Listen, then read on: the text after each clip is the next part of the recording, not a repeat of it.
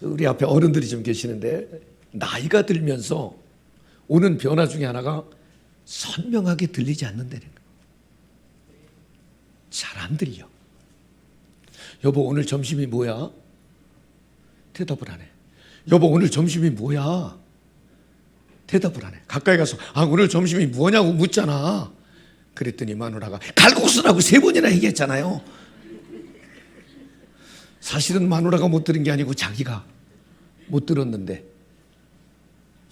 이게 이제 나이가 들면서 나타나는 현상 중에 하나입니다.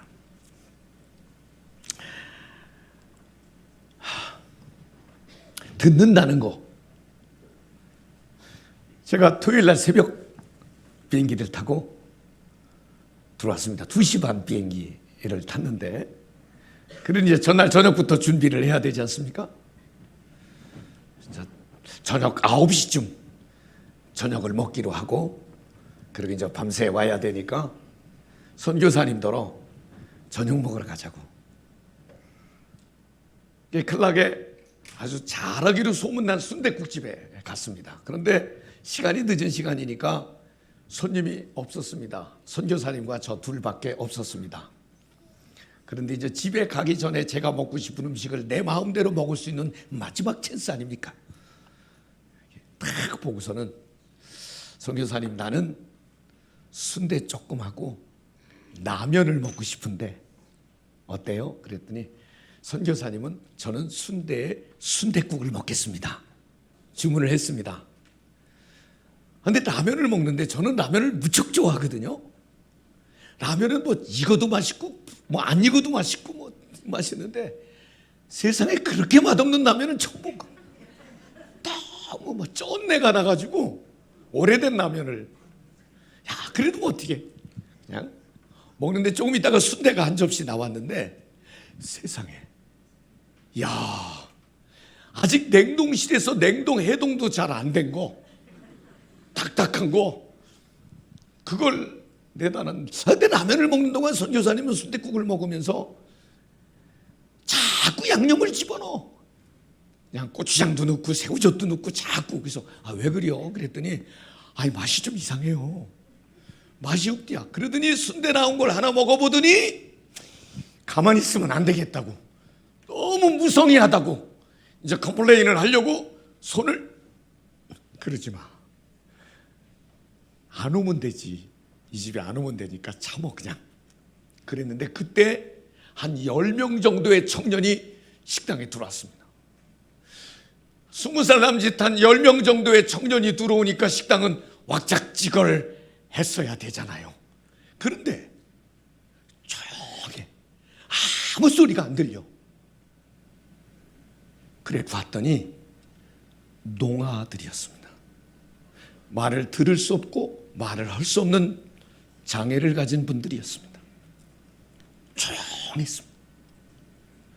그런데 그 늦은 밤에 식당에 그 테이블, 우리 2테이블 사람이 있는데 아무 소리도 들리지 않으니까 마음이 좀 이상.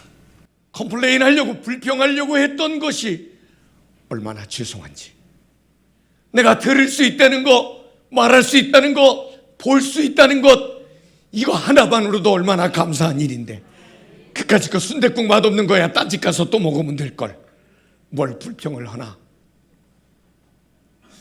이틀 전에 제가 받은 은혜였습니다. 들을 수 있다고 하는 거. 여러분, 사람은 잘 듣는 사람이 있고 잘 안 듣는 사람이 있고 잘 못 듣는 사람이 있습니다. 들으려고 하지 않는 사람이 있습니다. 전혀 기울이지 않는 사람이 있고 귀가 꽉 막힌 사람도 있습니다. 다 그만두고 신앙생활이라고 하는 것은 하나님의 말씀을 듣고 하나님의 말씀을 따라서 하나님께 순종하면서 살아가는 일인데, 말씀이 들리지 않아. 말씀을 들으려고 하지 않고 귀를 꽉 막고 있는 사람.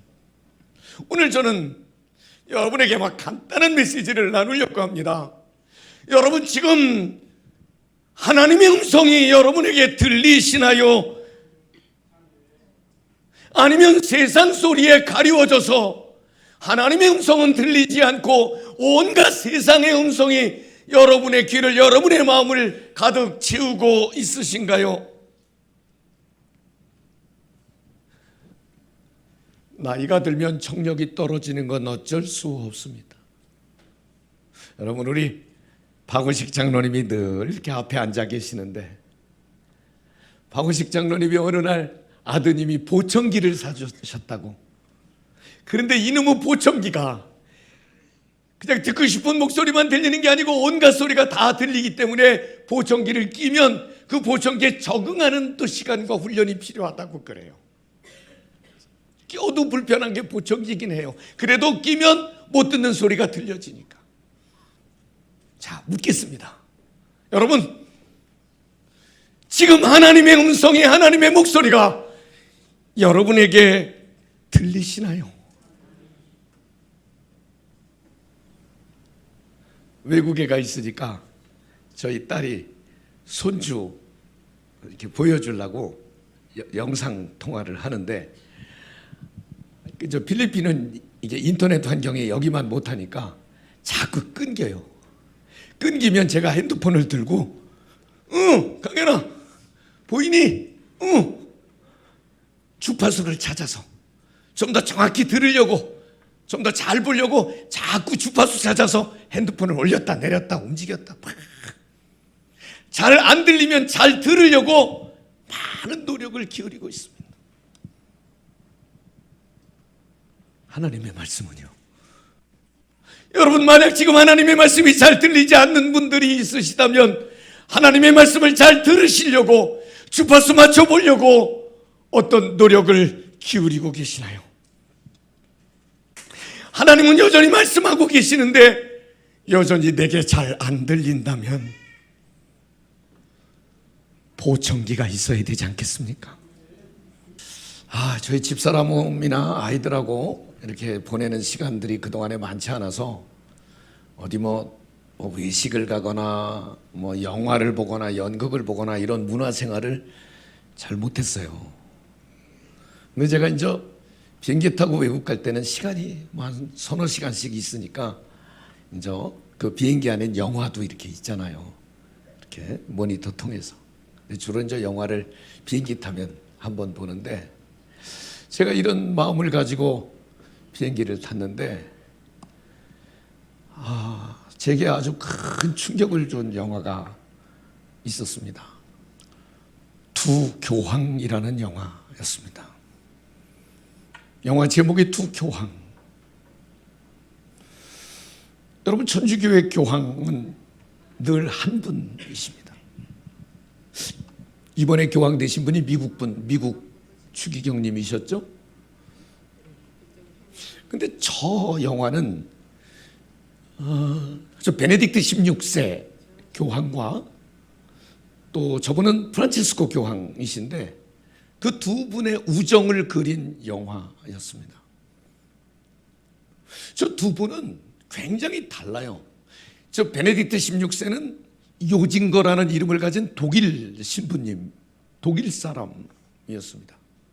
그리고 저분은 신학 사상이 아주 보수적, 정통주의 신학 사상을 가지고 있어서 아주 그 규칙에 대해서 엄격하고, 그래서 세상 변화, 동성애 이런 거에 대해서 아주 엄격한 기준을 가지고 계신 보수적인 학자 출신, 신학자 출신의 교황님이셨고, 저 프란치스코 교황은 호레 오글리오라고 하는 이름을 가진 아르헨티나의 신부님이신데, 저분은 진보적이고 개방적인 성격을 가지고 계신 분이었습니다. 저 신부님은 교회는 약자들, 가난한 자들, 소외된 자들, 병든 자들과 함께 해야 하고, 아무리 죄가 있어도 먼저 그들을 품어야 하고 환대해야 되고 하는 개방적인 진보적인 생각을 가진 분이었습니다. 그래서 동성애나 이런 문제에 대해서도 굉장한 유연성을 가지고 있는 분이었습니다. 두 분은 서로 생각이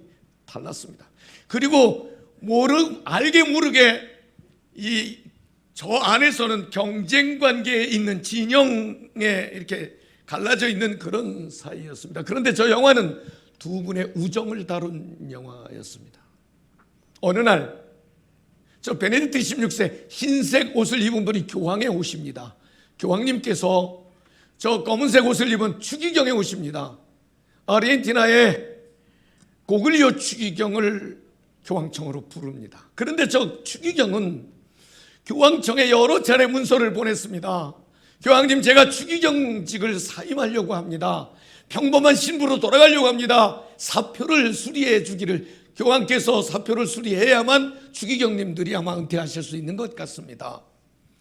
그랬는데 대답이 없어서 교황을 뵈러 가고 싶긴 했는데 대답이 없어서 무턱대고 항공권을 끊어놓은 상태인데 마침 교황청에서 이 고글리오 신부를 오라는 연락을 했습니다.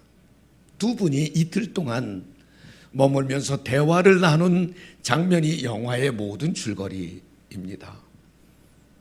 그런데 어느 순간에 저 베네딕트 교황께서 당신 내 얘기를 가슴에 담아두고 누구한테도 얘기하지 않고 내 얘기를 들어주면 좋겠어. 나는 지금 중대한 결정을 했습니다. 무슨 말씀이십니까? 나는 교회를 위하여, 하나님을 위하여 나는 교황의 자리에서 내려오기로 결정했습니다. 예. 교회 역사상 없는 일인데요. 교황님이 교황의 자리에서 내려오신다고요? 아닙니다. 그러실 수 없습니다.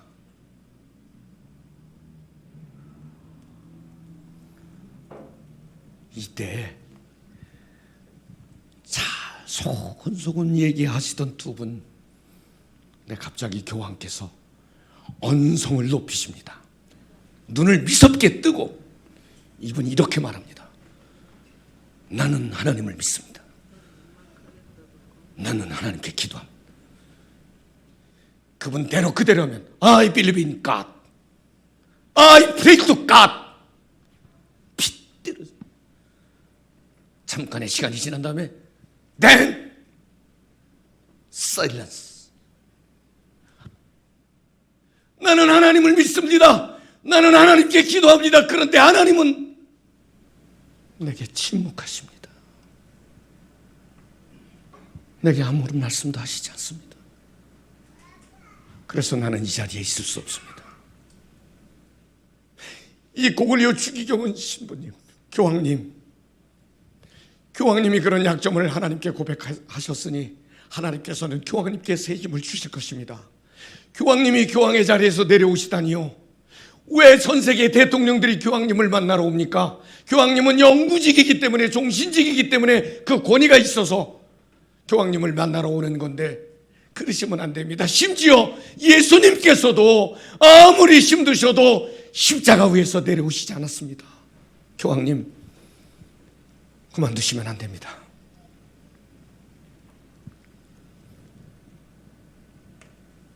그때 여러분, 오늘 이 성경 3장 10절을 읽었는데 3장 1절에 어떻게 시작하는지 아십니까?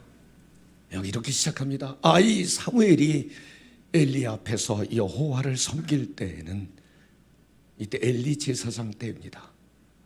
여호와의 말씀이 희귀하여 이상이 흔히 보이지 않더라. 하나님의 말씀이 사람들에게 들리지 않던 때인데 갑자기 저는 김승용이 목회하는 40년 동안 한마음교회 성도들에게 하나님의 말씀이 들리지 않는다면 불안해지기 시작했습니다. 두려워지기 시작했습니다. 저는 제게 쉼이 필요한 줄 알았습니다. 몸도 좀 지쳤고 다리도 좀 불편하고 좀 체력도 회복하고 건강도 회복하고 마음의 용기도 좀 더 내고 이러면 되는 줄 알았습니다. 그러려고 휴가를 하기로 했었습니다. 그런데 하나님은 그건 아무것도 아니라는 마음을 제게 주셨습니다. Do you hear me? 너 지금 내 말이 들리니? 너는 내 음성을 듣고 있니? 그리고 저는 이 마음을, 하나님께서 주신 마음을 우리 성도들에게 오늘 나누고 싶었습니다. 여러분, 하나님의 음성이 들리십니까? 하나님의 음성을 듣고 하나님의 뜻을 따라 살아가는 것이 마땅한 구원받을 저와 여러분의 의무가 아니겠습니까? 베네딕트 16세는 이런 말씀을 하십니다. 주기경님, 지금 내가 가장 힘든 일이 무엇인지 아십니까? 교황의 어려운 일이 뭐가 있겠어요?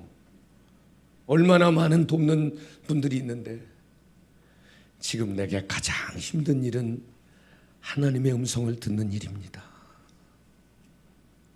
지금 내게 가장 힘든 일은 하나님의 음성을 듣는 일입니다.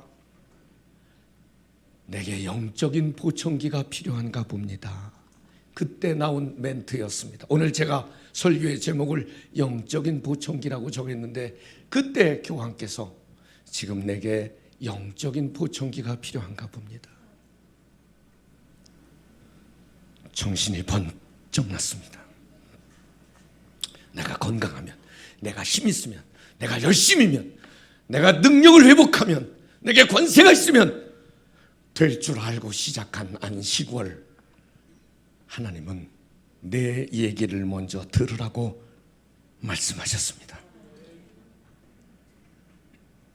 저는 가슴이 뛰기 시작했습니다. 그리고 성도들과 나누고 싶었습니다. 내가 목사인데 이거 중요하지 않습니다. 교황님께서, 내가 심지어 교황인데 하나님의 음성이 들리지 않는다고 말씀하신다면, 목사나 불행히 내가 40년 목회 아무것도 4개월이 됐든 4일이 됐든 하나님의 음성을 들어야 마땅한 내 길을 걸어가는 거 아니겠습니까? 여러분, 장로인데, 권사인데, 집사인데 그러시지 마시고 오늘 하나님 앞에 마음을 활짝 열고 주여 말씀하옵소서, 종이 듣겠나이다, 이 고백이 있기를 바랍니다.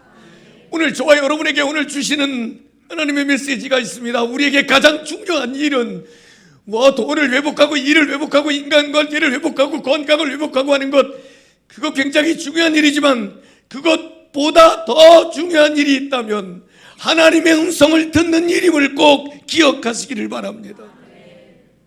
내 자존심 때문에, 내 교만 때문에, 내 주장 때문에 하나님의 음성이 들리지 않는다면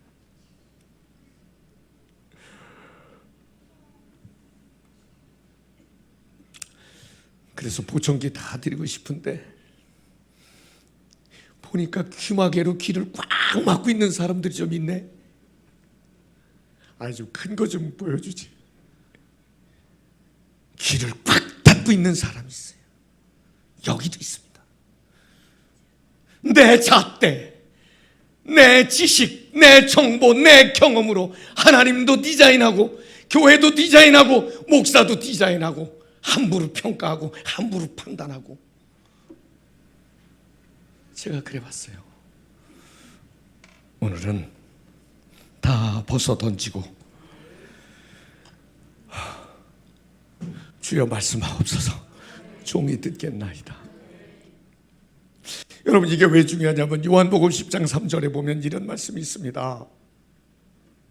그가 자기 양의 이름을 각각 불러 인도하여 내느니라.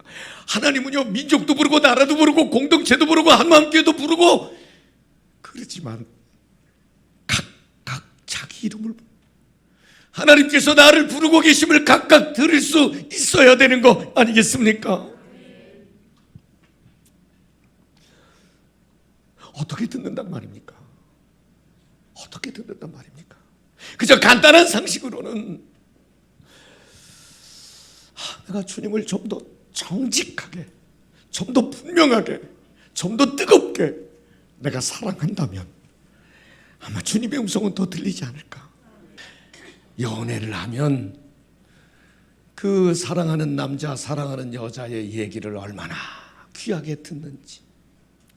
여러분, 정말 주님을 사랑하면 한 발짝 더, 한 마음 더 주님을 사랑하면 주님의 음성이 들린다고 저는 믿습니다. 주님을 사랑하면 말씀이 들리고 말씀이 들려야 믿음도 자라고 믿음이 자라야 우리의 삶의 건강지수, 행복지수, 만족지수 높아지는 거 아니겠습니까? 요한복음 10장 27절에 내 양은 내 음성을 들으며, 하나님의 음성을 들어야 돼요. 나는 그들을 알며 그들은 나를 따르느니라. 여러분, 하나님의 음성이 안 들리는데 들리는 척하고 살지 말고 주여 말씀하옵소서 내가 듣겠나이다의 마음 자세를 꼭 가지시기를 바랍니다. 하나님 사랑의 온도가 떨어지면 예배도 싫어, 기도도 싫어, 봉사도 싫어, 속회도 싫어, 헌금 내는 거 무지무지하게 아까워, 다 싫어. 하나님 사랑의 온도가 식어지기만 하면 우리의 신앙과 삶이 무너지는 걸 아주 쉽게 봅니다.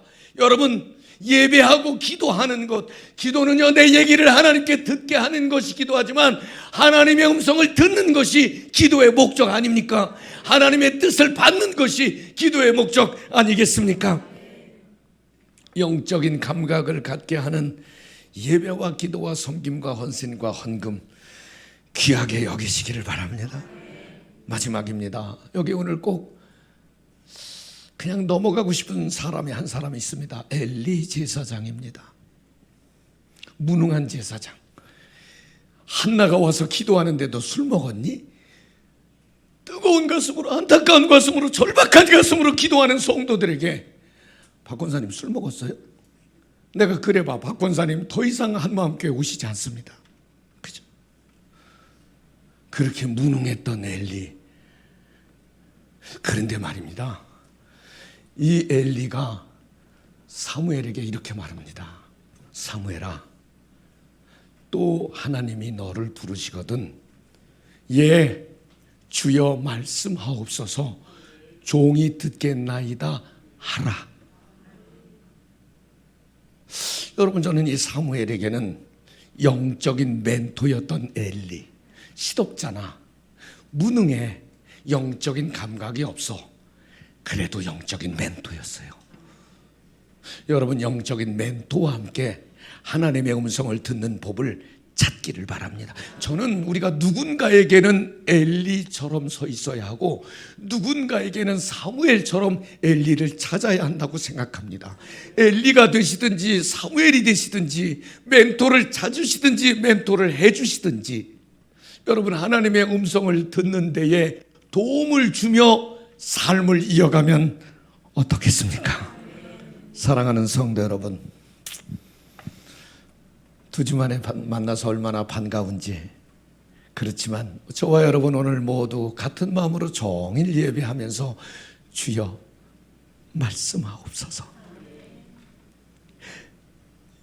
지난 주간에 영상을 보니까 김정민 목사님께서 더 이상 핑계하고 변명하지 말고 순종하자고 설교를 하셨더라고요. 종이 듣겠나이다 라는 말은 잘 들었습니다. 좋은 말입니다. 알았습니다. 알았시오. 이게 아니고 들은 말씀대로 순종하겠습니다. 행하겠습니다. 그런 의미 아니겠습니까? 제가 돌아와서 어제 저녁에 만난 사람도 없지만 딱 한 사람 만났는데 한 사람 만난 분이 그런 얘기를 하더라고요. 김정민 목사님 설교하실 때에 주일 성수 잘해야 된다, 11조 해야 된다는 말을 듣고 주일날 가게문 닫기로 했다. 우리 성도 중에 내가 누군지 얘기는 안 해. 그 얘기를 어제 저녁에 들었어요. 말씀을 들었으니 순종하겠다. 주여 듣겠습니다의 진정한 고백이 저의 고백, 여러분 고백이 되기를 소망합니다.